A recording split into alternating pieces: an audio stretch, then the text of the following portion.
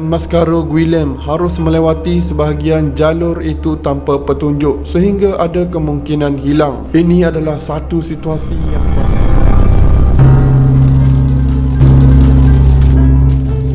Assalamualaikum sahabat. Ini adalah video story pertama pada tahun 2023. Saya harap pada tahun ini anda semua diberikan kejayaan dan keberkatan oleh Allah Subhanahu Wa Taala. Kisah ini tentang dua orang penyelam yang menyelam di sebuah gua bawah air di Mallorca, Spanyol. Mereka terperangkap di bawah gua untuk beberapa hari. Jadi ceritanya begini. Tapi sebelum tu, macam biasa, sebelum korang teruskan video ini, korang like dulu dan jangan lupa korang tekan butang subscribe sebagai tanda sokongan pada channel ini. Cisco Gracia mengalami mimpi buruk bagi setiap penyelam. Dia terperangkap di gua bawah air dengan hanya bergantung harap pada celah-celah di dalam gua yang tidak terendam air. Kejadiannya berawal pada Sabtu 15 April 2017 ketika Cisco Gracia terjun ke perairan di Mallorca, Spanyol untuk menyelam. Guru geologi ini menghabiskan akhir minggunya dengan menjelajah dan membuat peta gua bawah air yang rumit di pulau tersebut. Mallorca jauh lebih indah di bawah tanah dibanding di atas tanah. Dia dengan sahabatnya Guillem Mascaro ingin menjelajah Sapiquita, sebuah gua bawah air sepanjang 1 km dari mulut gua dengan beraneka ruang menyerupai bilik. Mereka menyelam selama 1 jam untuk sampai ke sana. Gracia ni dia menyelam sambil mengumpulkan kepingan batu, sementara Mascaro berenang ke salah satu ruangan ke satu ruangan yang lain. Ketika mereka akan meninggalkan tempat itu,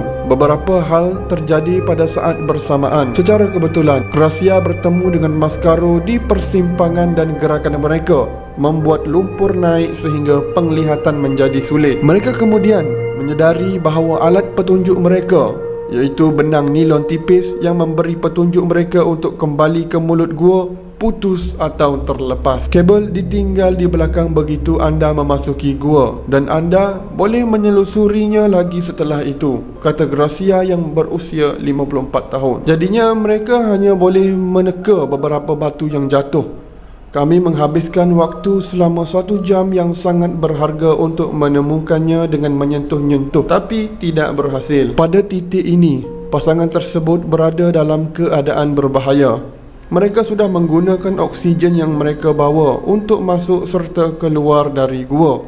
Sebahagian besar cadangan darurat oksigen juga telah dipakai. Untunglah, Gracia ingat tentang para penyelam lain yang pernah bercerita tentang celah di dalam gua yang tidak terendam air dekat situ dan dia mengarahkan Guillem ke sana sambil membahas sejumlah pilihan untuk meloloskan diri. Keduanya tahu bahawa oksigen yang tersedia hanya cukup untuk membawa salah seorang untuk keluar gua. Jadi mereka putuskan Gracia akan tinggal di dalam gua dan Guillem akan pergi meminta pertolongan. Guillem lebih kurus dibanding Gracia dan Gracia memerlukan lebih sedikit udara untuk bernafas. Gracia juga lebih berpengalaman untuk bernafas menghirup udara gua yang memiliki kandungan karbon dioksida lebih tinggi. Mereka merencanakan rute alternatif yang lebih panjang dan Mascaro Guillem harus melewati sebahagian jalur itu tanpa petunjuk sehingga ada kemungkinan hilang. Ini adalah satu situasi yang bahaya, seperti berusaha menghidupkan sebuah kereta pada malam yang berkabut. Sebenarnya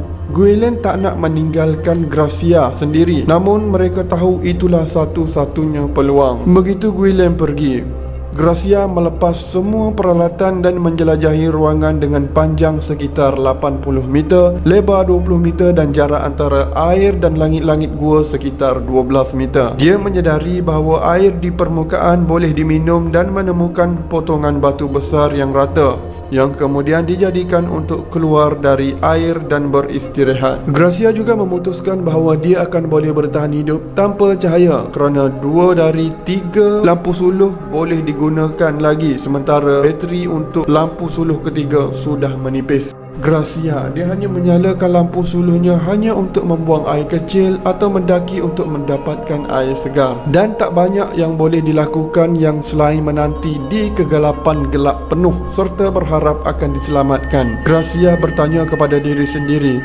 kenapa hal ini terjadi kepadanya yang telah bertahun-tahun menyelam. Namun, Gracia ini penuh dengan perharapan. selama 7 atau 8 jam pertama kerana berpendapat Guillem akan berhasil.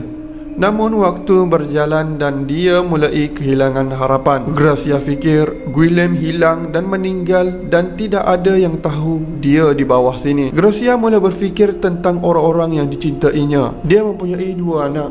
Satu lelaki berumur 15 tahun dan satu perempuan berumur 9 tahun. Dia berfikir mereka terlalu muda untuk kehilangan ayah dan apa yang akan terjadi pada mereka nanti. Walau dia berjaya untuk menenangkan diri, dia mulai mengalami dampak akibat bernafas dengan kandungan CO2 yang tinggi. Udara yang manusia hirup sehari-hari mengandungi 0.04% CO2.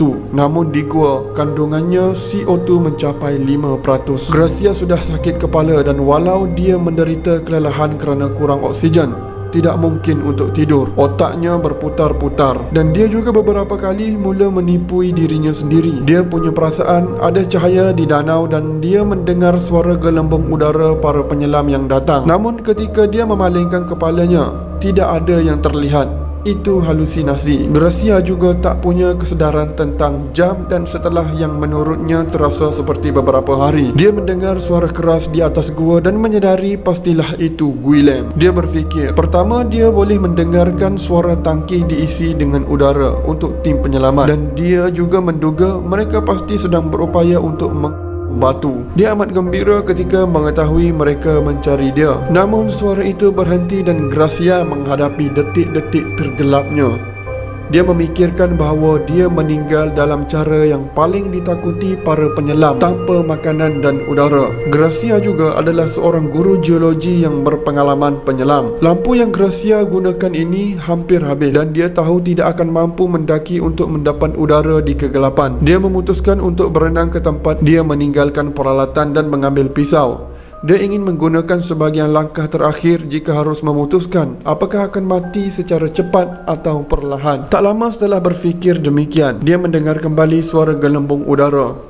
Dia melihat lampu seorang penyelam yang semakin terang. Dia fikir itu halusinasi, namun dia menyadari bahawa hal itu nyata dan terlihat. Claymore muncul. Claymore adalah sahabatnya. Dia bertanya bagaimana dia dan mengatakan kepada Gracia bahawa dia khawatir yang Gracia sudah meninggal. Gracia kemudian mengetahui bahawa Guillem berhasil memberitahu tentang keadaannya. Namun upaya penyelamatan terhambat oleh jarak pandang yang teruk. Tim penyelamat berupaya untuk menggerudi batu untuk memberi bekalan makanan dan air. Namun upaya itu gagal. Akhirnya Claymore dan rakan penyelam lainnya, John dan Freddy, berhasil mencapai tempatnya setelah menunggu lumpur mereda dan air menjadi bersih. Nasib buruk Gracia tetap belum berakhir kerana Claymore harus meninggalkan dia lagi untuk mengontak tim penyelamat. Mesti demikian, Claymore meninggalkan kantung gula untuk meningkatkan energi Gracia. Perlukan 8 jam lebih untuk membawa Gracia keluar dari gua. Namun 8 jam yang menggembirakan untuk Gracia. Dia mendapat oksigen yang diperkaya kandungannya untuk bernafas dan dibawa perlahan-lahan ke mulut gua. Dia muncul kembali 60 jam setelah masuk ke dalam gua. Saat Gracia keluar, Guillem Mascaro ikut menyambutnya. Mereka berpelukan, tapi tak banyak waktu untuk mereka berbual kerana mereka membawa Gracia dengan ambulans dan sakit sekali begitu Gracia keluar dari air. Suhu badan dia mencapai 32 Celsius, jadi dia menghadapi risiko hipotermia. Dia mendapat oksigen murni untuk bernafas sepanjang malam. Gracia terus menjaga emosinya dalam menghadapi pengalaman buruk itu. Kita harus boleh mengendalikan emosi ketika menyelam. Namun keesokan harinya, dia menyaksikan liputan tentang operasi penyelamatan besar-besaran di TV dan dia menangis. Dia amat bersyukur. Gracia tidak akan melupakan aktiviti penyelaman walau nyaris meninggal. Sebulan setelah insiden itu, dia kembali ke Sapigueta dan bahkan mengunjungi ruang tempat dia terperangkap itu. Gracia tidak menaruh dendam pada gua itu. Bukan guanya yang salah. Dia seorang yang bertekad akan tetap meneruskan penyusunan peta warisan di gua bawah air di Mallorca. Anak-anak Gracia ini tidak terlalu suka dia meneruskan penyelaman, tapi mereka tidak mengatakan kepada Gracia untuk tidak melakukannya. Gracia menghabiskan waktu 24 jam untuk menjelajahi di bawah air. Jadi itu sahajalah untuk cerita kali ini.